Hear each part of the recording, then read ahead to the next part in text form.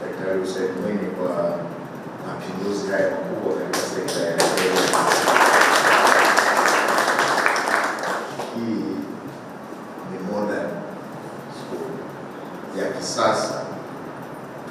Kote tulikopita tumeona maabara za kisasa, library ya kisasa, madarasa ya kisasa, mpaka madawati ya kisasa, viti vyake vya kisasa, kila kitu. Na hii ina maana kubwa sana kwa kuandaa jamii ya kisasa.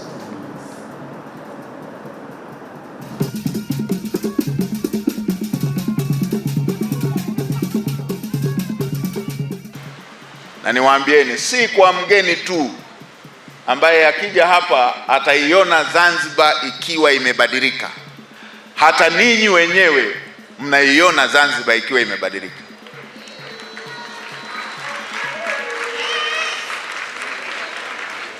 Na ukweli una tabia moja, hata ukiubishia wenyewe unabakia kuwa ukweli.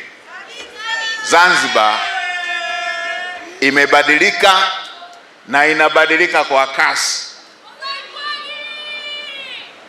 na haya anayofanya si manufaa binafsi, ni manufaa kwa Wazanzibari wote.